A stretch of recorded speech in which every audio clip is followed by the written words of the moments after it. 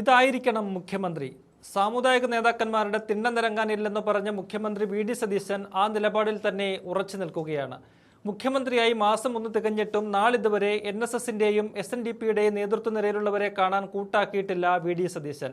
അതുമാത്രമല്ല, കോംപ്രമൈസ് മീറ്റിംഗിന് വന്ന വെള്ളാപ്പള്ളി നടേശന്റെ സത്പുത്രൻ തുഷാർ വെള്ളാപ്പള്ളിയോട് പഴയതൊന്നും മറക്കുന്നവനല്ല താനെന്നാണ് വി.ഡി. സതീശൻ പറഞ്ഞത്.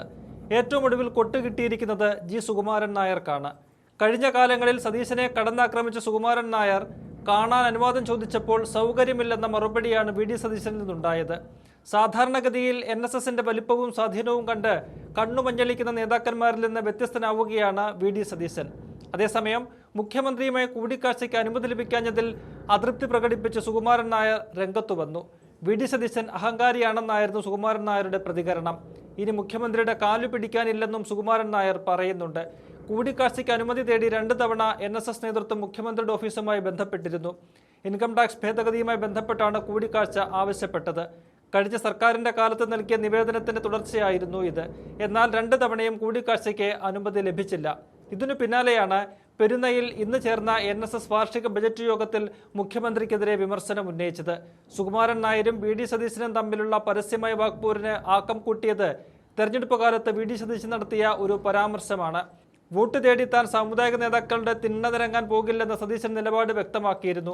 എന്നാൽ മുൻപ് തെരഞ്ഞെടുപ്പുകളിൽ വിജയിക്കാനായി സതീശൻ പെരുന്നയിലെ NSS ആസ്ഥാനത്ത് മണിക്കൂറുകളോളം കാത്തുനിന്നിട്ടുണ്ടെന്ന് ജി സുകുമാരൻ നായർ തിരിച്ചടിച്ചു.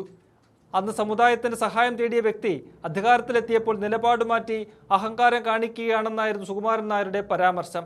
UDF അധികാരത്തിൽ വന്നതിന് ശേഷം വി.ഡി. സതീശനെ മുഖ്യമന്ത്രിയെ തെരഞ്ഞെടുത്തപ്പോൾ സുകുമാരൻ നായർ കടുത്ത വിയോജിപ്പ് പരസ്യമാക്കിയിരുന്നു.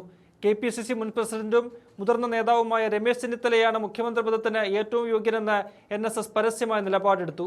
വി.ഡി. സതീശന്റെ നിയമനത്തിന് പിന്നിൽ മുസ്ലിം ലീഗിന്റെ കടുത്ത സമ്മർദ്ദമുണ്ടായെന്നും കോൺഗ്രസ് ലീഗിന് കീഴടങ്ങിയെന്നുമൊക്കെ ജി സുകുമാരൻ നായർ വിളിച്ചു പറഞ്ഞതുമാണ്.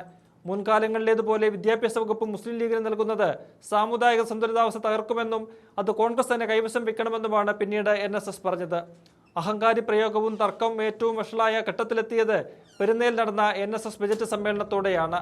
ഇൻകം ടാക്സ് ഭേദഗതിയുമായി ബന്ധപ്പെട്ട ഒരു നിവേദനം സമർപ്പിക്കാൻ NSS നേതൃത്വം മുഖ്യമന്ത്രി വി.ഡി. സതീശനെ കാണാൻ 2 തവണ അനുമതി തേടിയിരുന്നുവെന്നും എന്നാൽ മുഖ്യമന്ത്രിയുടെ ഓഫീസ് ഇതിന് സമയം അനുവദിച്ചില്ലെന്നും സുകുമാരൻ നായർ യോഗത്തെ അറിയിച്ചു. പിന്നാലെ ജി സുകുമാരൻ നായർ ബജറ്റ് പ്രസംഗത്തിൽ മുഖ്യമന്ത്രിയെ അഹങ്കാരി എന്ന് വിശേഷിപ്പിക്കുകയായിരുന്നു.